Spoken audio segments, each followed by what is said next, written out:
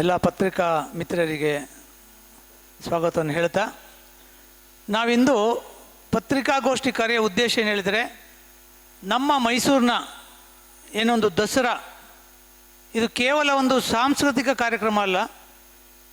ಎಷ್ಟೋ ವರ್ಷದಿಂದ ಮಹಾರಾಜರು ಒಂದು ಆಚರಿಸ್ಕೊಂಡು ಬಂದಂಥ, ಬೆಂಗಳೂರು ರಾಜಧಾನಿ ಆಗೋಕ್ಕಿಂತ ಮುಂಚೆ ನಮ್ಮ ಮೈಸೂರೇ ರಾಜಧಾನಿ ಆಗಿತ್ತು. ನಮಗೆ ನಾವೆಲ್ಲ ತಿಳಿದಿದ್ದೀವಿ.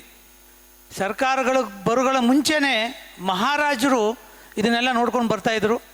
ಚಾಮುಂಡಿ ಬೆಟ್ಟಕ್ಕೆ ಮಹಾರಾಜರೇ ಇಂದಿನಿಂದಲೂ ಹಲವಾರು ಕೆಲಸಗಳನ್ನು ಮಾಡ್ಕೊಂಡು ಬಂದಿದ್ದು. ಆ ನಿಟ್ಟಿನಲ್ಲಿ ತದನಂತರ ಸರ್ಕಾರಗಳು ಬಂದ ಸಂದರ್ಭದಲ್ಲಿ ಸರ್ಕಾರಗಳು ಈ ದಸರಾವನ್ನು ಆಯೋಜನೆ ಮಾಡ್ತಾ ಬಂದಿರೋದು. ಆದರೆ ಈ ಬಾರಿ ದುರಂತ ಹೇಳಿದರೆ, ಸರ್ಕಾರವು ದಸರಾ ಒಂದು ಉದ್ಘಾಟನೆಗೆ ಸಾಹಿತಿಗಳು ಖಂಡಿತ ಅವ್ರ ಬಗ್ಗೆ ಗೌರವ ಇದೆ, ಶ್ರೀಮತಿ ಬಾನು ಮುಸ್ತಾಕ್ರವರ ಬಗ್ಗೆ.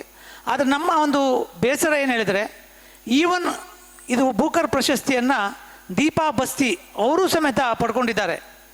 ಅವರೇನಾದರೂ ಸರ್ಕಾರದವರು ಒಂದೊಮ್ಮೆ ಅವ್ರು ಹೇಳ್ತಾರಲ್ವ, ನಮಗೆ ಯಾವುದೇ ಕಾರಣಕ್ಕೂ ನಾವು ಜಾತಿ ಭೇದ ನೋಡಲ್ಲ, ಎಲ್ಲ ಒಂದೇ ಅಂತ. ಆ ನಿಟ್ಟಿನಲ್ಲಿ ಅವರು ಮಾಡೋದಿದ್ದರೆ ಖಂಡಿತ ದೀಪಾ ಬಸ್ತಿಯರವರನ್ನು ಸಮೇತ ಸೇರಿಸ್ಬಿಟ್ಟು ಕರೆದಿದ್ದರೆ ನಮಗೆ ನಿಜವಾಗ್ಲೂ ಏನು ಮಾತಾಡ್ಲಿಕ್ಕೆ ಆಗ್ತಾ ಇರಲಿಲ್ಲ. ಆದರೆ ಆ ಬೂಕರ್ ಪ್ರಶಸ್ತಿ ಪಡೆದ ದೀಪಾ ಬಸ್ತಿಯವರನ್ನು ಕರೀದೆ ಕೇವಲ ಒಂದು ಇವರು ವೋಟ್ ಬ್ಯಾಂಕ್ಗೋಸ್ಕರ ಮಾತ್ರ ಒಂದು ಶ್ರೀಮತಿ ಬಾನು ಮುಸ್ತಾಕ್ರವರನ್ನು ಕರೆಸಿದ್ದು ನಿಜವಾಗ್ಲೂ ನಾವು ವಿಶ್ವ ಹಿಂದೂ ಪರಿಷತ್ ಇದನ್ನು ಖಂಡಿಸ್ತದೆ ಅಂತ ತಮ್ಮ ಮುಖಾಂತರ ಹೇಳಲಿಕ್ಕೆ ಇಷ್ಟಪಡ್ತೇನೆ. ಯಾಕೆ ಕರಿಬಾರ್ದಿತ್ತು? ದೀಪಾ ಬಸ್ತಿಯವರು ಸಮೇತ ಬೂಕರ್ ಪ್ರಶಸ್ತಿ ಪಡೆದಿಲ್ವಾ?